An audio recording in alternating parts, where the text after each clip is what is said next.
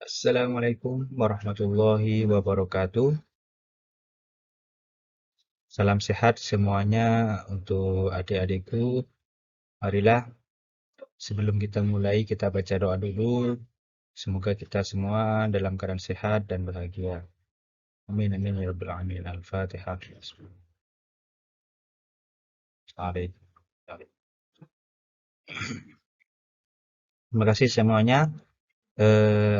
Pada pertemuan kali ini kita akan membahas tentang bab munakahat, yang mana season yang pertama kemarin sudah dijelaskan tentang pengertian nikah, kemudian tentang dalil-dalilnya pernikahan. Nah, pada sesi yang kedua ini kita akan membahas sebagaimana slide berikut ini.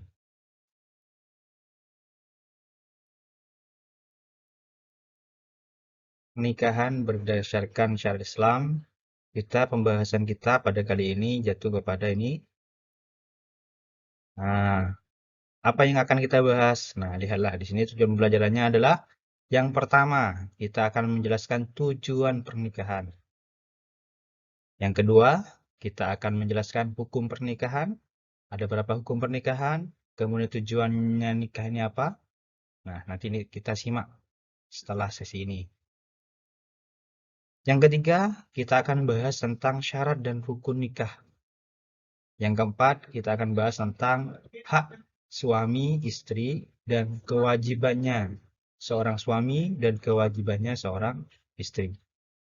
Yang terakhir, kita akan bahas tentang macam-macam pernikahan yang dilarang oleh agama Islam. Oke, lanjut.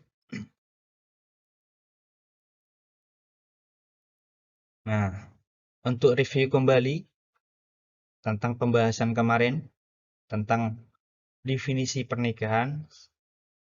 Pernikahan adalah bertemu atau berkumpul. Kemudian menurut istilah, nikah ialah ikatan lahir batin seorang laki-laki dan perempuan untuk hidup bersama dalam satu rumah tangga untuk mengarungi kehidupan selanjutnya. Oke, lanjut kepada tujuan pernikahan. Nah, pembahasan kita kali ini pada sesi kedua ini tentang tujuan pernikahan. Tujuan pernikahan ini begitu mulia di hadapan Allah dan di hadapan manusia semuanya. Yang pertama, satu, untuk memperoleh kebahagiaan dan ketenangan hidup. Jadi dalam Quran surah Ar-Rum dijelaskan bahwa biar sakinah mawaddah warahmah. Tujuan yang kedua dalam pernikahan adalah untuk membina rasa cinta dan kasih sayang. Karena nikah merupakan salah satu cara untuk membina kasih sayang antara seorang suami dan istri dan anak. Jadi menyesuaikan dengan syariat Islam. Jadi nikah itu sudah diridhoi oleh Allah, kasih sayangnya malahan si suami dengan si istri itu membuahkan sebuah pahala yang Allah berikan nanti kepada keluarga tersebut atau kepada suami dan istri tersebut. Yang ketiga adalah tujuan pernikahan untuk memenuhi kebutuhan seksual yang sah dan diridhoi oleh Allah. Jadi, seorang suami dan istri apabila melakukan hubungan dengan istrinya yang dinilai sah dalam segi agama Islam dan hal itu diridhoi Allah, maka dia akan mendapatkan pahala. Pahalanya begitu besar. Ibarat kita membunuh orang kafir. Yang keempat, tujuan pernikahan adalah untuk melaksanakan perintah Allah Subhanahu wa taala, karena menikah merupakan pelaksanaan perintah Allah Subhanahu wa taala. Oleh karena itu, menikah akan dicatat sebagai amal ibadah oleh Allah. Jadi, kita nikah sudah melaksanakan ibadah. Jadi, tujuan menikah ini adalah mengikuti perintah Allah. Yang kelima, mengikuti sunnah Rasul. Nah, sebagaimana hadis di samping ini, di bawah ini, an-nikahu sunnati, faman raghiba an sunnati, falaysa minni. Hadis riwayat Rawahul Bukhari. Artinya adalah, nikah itu adalah sunnahku. Barang siapa yang tidak senang dengan sunnahku, maka dia bukan golonganku. Nah, Berarti adik-adik sekalian, nanti kalau sudah usianya cukup matang, maka harus ya mengikuti sunnah Rasul.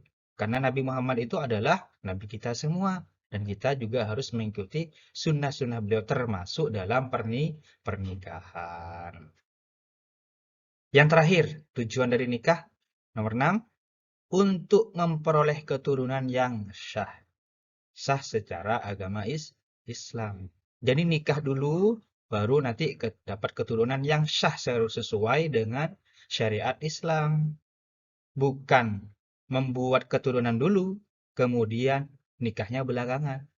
Nah, itu yang tidak boleh. Yang boleh adalah nikah dulu, baru akan memperoleh keturunan yang syah sesuai agama Islam. Oke, lanjut. Hukum pernikahan. Nah, bagi adik-adikku, bagi para pemuda dan pemudi, nah, di sini ada hukum pernikahan. Hukum pernikahan ini dibagi menjadi 4. Yang pertama, wajib. Nah, kenapa kok wajib? Nah, lihat kondisi seseorang, seorang laki-laki ataupun perempuannya. Nah, ini terberkan kepada laki-laki. Yang pertama wajib. Kenapa harus wajib? Yaitu orang yang telah mampu atau sanggup untuk menikah. Jadi wajib itu bagi seseorang apabila orang tersebut telah mampu dan sanggup untuk menikah. Bila tidak menikah, ia khawatir terjerumus ke dalam perzinahan. Jadi lebih baik dia menikah kalau sudah mampu segalanya dan khawatir nafsu seksualnya itu dilampiaskan kepada hal-hal yang dilarang oleh agama atau perzinahan. Yang kedua, sunnah. Di hukum pernikahan yang kedua adalah sunnah. Sunnah itu yaitu orang yang sudah mampu menikah.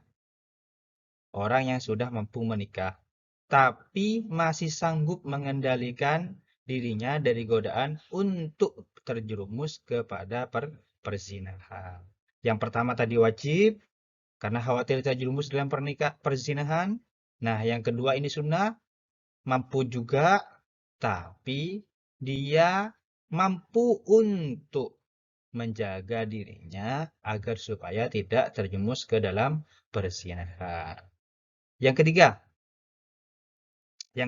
adalah makruh. Kenapa hukumnya makruh? Nah, makruh di sini bagi seseorang yang kondisinya adalah orang yang akan melakukan pernikahan dan telah memiliki keinginan atau hasrat, tetapi ia belum mempunyai bekal untuk memberikan nafkah tanggungannya. Jadi, dia tidak bisa bekerja, tapi dia secara seksual dia mampu nafkah batinnya. Nah, nafkah dohirnya, berbentuk finansialnya dia masih belum mampu. Maka orang tersebut itu akan dihukumi makruh. Kenapa kok makruh? Karena belum bisa memberikan nafkah dohir berupa finansial, berupa uang, memberikan makan dan segala macamnya lah. Nah, pernikahan dini ini, nah sering terjadi begini. Karena belum mempunyai pekerjaan yang baik, dia menikah. Ataupun belum punya pekerjaan sama sekali, dia sudah menikah. Nah, itu hukumnya makruh dalam agama Islam. Yang terakhir, hukum pernikahan, yaitu haram. Kenapa kok haram? Nah, lihat kondisinya. Yaitu orang yang akan melakukan pernikahan, tetapi ia mempunyai niat buruk. Nah, ada tujuan yang tidak baik di situ. Dia menikah, tapi di dalam tujuan pernikahannya itu ada niat buruk. Niat yang tidak baik untuk mencelakai si perempuan yang akan dinikahi. Itu hukumnya haram dalam agama Islam. Oke, lanjut. Berikutnya. Nah, rukun. Di sini ada rukun nikah dan syarat nikah. Rukun nikah apa saja? Yang pertama adalah calon suami, harus ada calon suaminya. Tidak boleh mustatir ataupun gaib, tidak boleh. Calon suaminya benar-benar sama-sama manusia. Begitu juga dengan calon istri. Yang ketiga, ada walinya. Jadi ada wakil walinya, ada walinya, ya. Jadi si perempuan tadi, si cewek, si gadis tadi mempunyai seorang bapak ataupun saudara laki-laki ataupun pamannya yang masih hidup yang bisa memberikan wali. Yang keempat, saksi. Harus ada saksinya ya ketika akad nikah. Yang kelima, ijab kabul atau ikrar.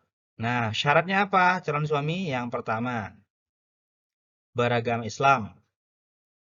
Yang kedua, atas kehendak sendiri. Itu syaratnya ya. Bukan dipaksa, kamu harus nikah dengan ini ya. Itu yang tidak boleh. Ya. Bukan muhrim. Nah, bukan sehubungan saudara ataupun rodoah. Saudara itu, saudara kandung maksudnya. Rodoah itu yang mana dia menyusui kepada ibu si cewek tadi yang akan dinikahi itu hukumnya tidak boleh untuk menikahi gadis yang satu rodoah, satu susuan. Jadi si laki-laki tadi netek kepada ibunya si gadis tadi. Kemudian dia nikah karena suka, tidak boleh itu. Yang kedua, calon istri, rukun nikah calon istri. Yang syaratnya si istri tadi beragama Islam. Sama juga ya, tidak terpaksa, bukan muhrim, nah, dan tidak bersuami ya statusnya ini. Jadi istri ini, si istri atau yang calon mempelai wanita ini tidak status sebagai suami orang. Nah, kalau dia masih statusnya suaminya orang, maka tidak boleh dia kawin. Istri cewek itu tidak boleh mengawini lebih dari satu laki-laki.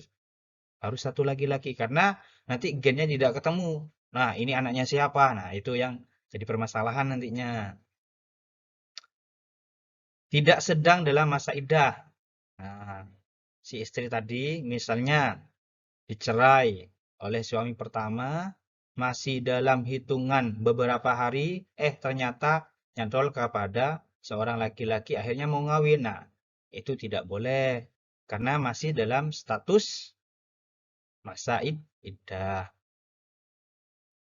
Yang terakhir, tidak sedang ihram atau haji atau umroh. Itu yang tidak boleh juga. Nah, yang ketiga, syaratnya seorang wali. Mukallaf. Terus mukallaf. Apa mukallaf? Orang Islam. Dewasa, sehat, dan berakal. Laki-laki merdeka. Yang ketiga adalah adil. Bisa berbuat adil. Yang keempat, tidak sedang ihram atau haji sama dengan yang di atas. Syaratnya saksi. Harus Islam. Harus dewasa. Sehat berakal. Tidak fasik. Tidak. Fasik itu adalah ya buat kefasikan. Hadir dalam akad nikah, bukan virtual ya. Yang biasa terjadi di sini biasanya kita dalam pembelajaran boleh virtual, tapi kalau saksi nikah kita harus hadir ya, secara luring, ada di tempat. Yang kelima, syarat nikah ijab kabul. Apa ijab kabul itu? Yaitu ikrar, pernyataan. Pernyataan yang disampaikan oleh pihak mempelai wanita atau wali nikah. Qabul adalah ikrar, pernyataan yang disampaikan oleh pihak mempelai pria atau calon suami. Oke, lanjut. Nah, kewajiban ya.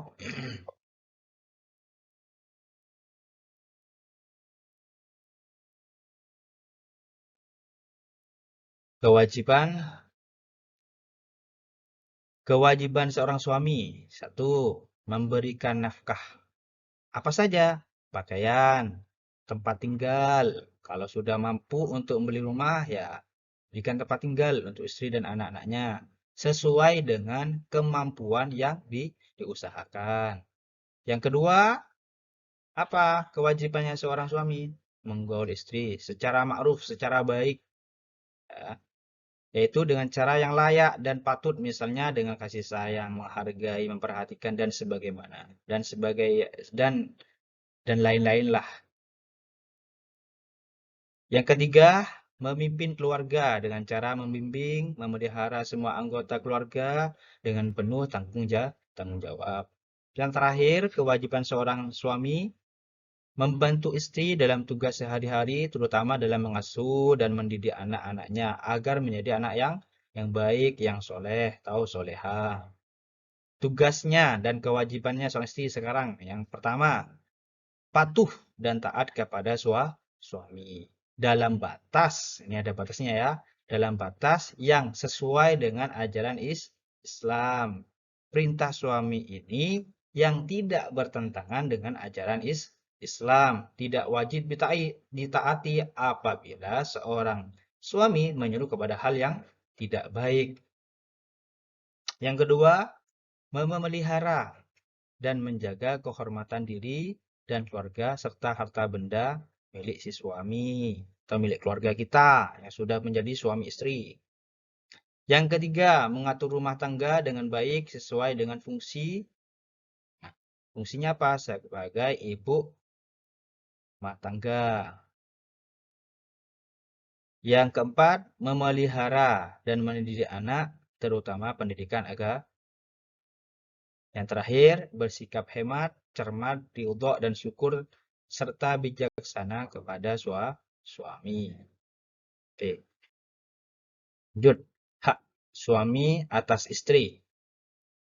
Apa saja hak suami terhadap istri? 1. Ditaati dalam seluruh perkara kecuali maksiat. Sabda Rasul, hanyalah ketaatan itu dalam perkara yang ma'ruf, yang sesuai dengan syariat Islam. Yang kedua, dimintai izin oleh istri yang hendak keluar rumah. Istri tidak boleh keluar rumah kecuali seizin suami. Yang ketiga, istri tidak boleh puasa sunnah. Nah, bukan secara hukum boleh puasa sunnah kecuali harus izin dulu. Kalau sudah diizin ya silakan puasa sunnah. Kalau masih belum, jangan dulu. Khawatir suaminya ada sesuatu yang diinginkan terhadap si istrinya. Sebagaimana sabda Nabi, tidak boleh seorang istri puasa sunnah sementara suaminya ada di tempat kecuali dengan izin suami. Maksudnya di tempat itu di rumahnya. Yang keempat adalah mendapatkan pelayanan dari istri. Ya terserah pelayanannya berbentuk hal yang ma'ruf lah. Memberikan makan, memasakkan, dan sembarang. Yang keempat, hak suami atas istri adalah disyukuri kebaikan yang diberikan oleh suami. Istri harus mensyukuri atas setiap pemberian suaminya. Nah, berikutnya tentang hak-hak istri atas suami. Yang pertama, mendapatkan mahar dari suami. Nah, ketika pernikahan itu kan ada maharnya. Nah, itu sudah haknya si istri, tidak boleh diambil lagi oleh suami. Yang kedua, mendapatkan perlakuan yang patut dari suaminya. Sebagaimana sabda Nabi, mukmin yang paling sempurna imannya adalah yang paling baik akhlaknya dan sebaik-baik kalian adalah yang paling baik terhadap istri-istrinya. Yang ketiga adalah mendapatkan nafkah.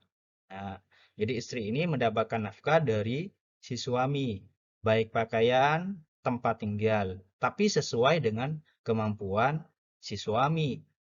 Jangan sampai suaminya hanya bisa memberikan rumah yang biasa, sedangkan dia minta nuansa hotel. Nah, itu yang tidak baik. Nanti akan terjadi kericuhan dalam rumah tangganya. Yang terakhir adalah mendapatkan bimbingan dari suami agar selalu taat kepada Allah. Si istri itu akan mendapatkan bimbingan. Nah, dalam rumah tangga saling memberikan nasihat, baik nasihat yang ma'ruf. Jika suami salah, perbaikilah dengan kata-kata yang baik. Apabila istri yang salah, jadi dinasehati dengan cara yang baik juga. Terus berikutnya terakhir, macam-macam pernikahan. Nah, macam-macam pernikahan ini nikah yang dilarang dalam agama Islam. Yang pertama, nikah tahalli atau mahalli. Nikah mahalli ini adalah menikahi wanita yang statusnya wanita tersebut ditolak bain. Tolak bain ini dicerai yang tidak bisa rujuk kembali. Jadi si istri ini atau si cewek tadi itu ditolak oleh suaminya. Yang mana si cewek ini sudah ditolak bain. Bain itu yang tidak bisa rujuk kembali kepada si suami pertama. Nah, kemudian ternyata si suami pertama tadi itu minta rujuk kembali. Tapi statusnya dalam hukum agama Islam, karena tolaknya sudah tolak 3 kali, maka dia tidak bisa kembali lagi kepada suami pertama. Catatan adalah si istri tadi itu harus kawin dengan laki-laki lain. Nah, mahalli ini pihak ketiga. Pihak ketiga adalah dia disuruh oleh suaminya pertama itu untuk mengawini istrinya agar supaya dia bisa kembali lagi kepada si istrinya. Nah, itu yang tidak boleh. Yang kedua, nikah sigor.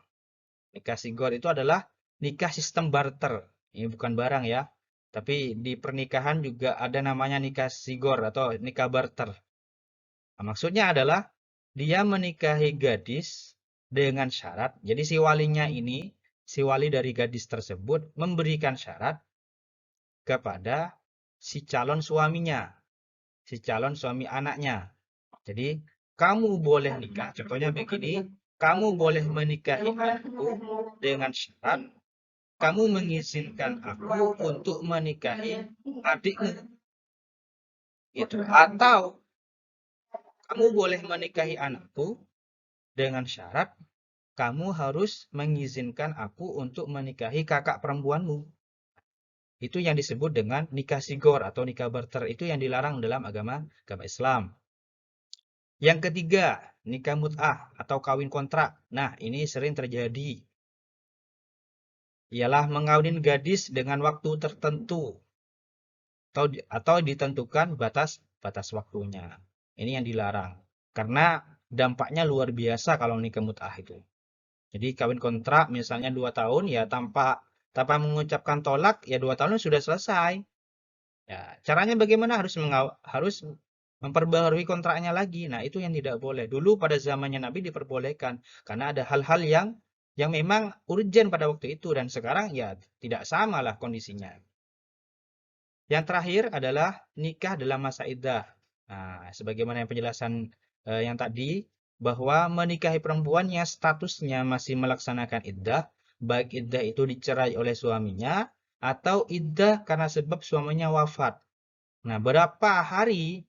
Nah, itu 3 kali sucian. Atau bisa disebut dengan ya, salasa tahuru, 3 kali sucian.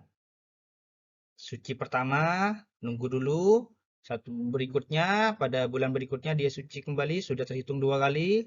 Kemudian suci kembali pada hitungan 3. Nah, setelah kehitungan keempatnya, dia boleh untuk kawin lagi. Nah, kalau masa iddah, masih dalam masa iddah tahap misalnya, dia masa sucinya masih 1 kali. Kemudian bertemu dengan seorang laki-laki ingin menikahinya, maka ditunggu dulu. Nunggu selesai masa iddah. Kalau memaksa, maka hukumnya haram. Tidak boleh dalam pernikahan menikahi perempuan statusnya masih melaksanakan iddah. Oke, terima kasih. Cukup dari penyampaian kami. Semoga barokah dan manfaat. Terima kasih semuanya. Assalamualaikum warahmatullahi wabarakatuh.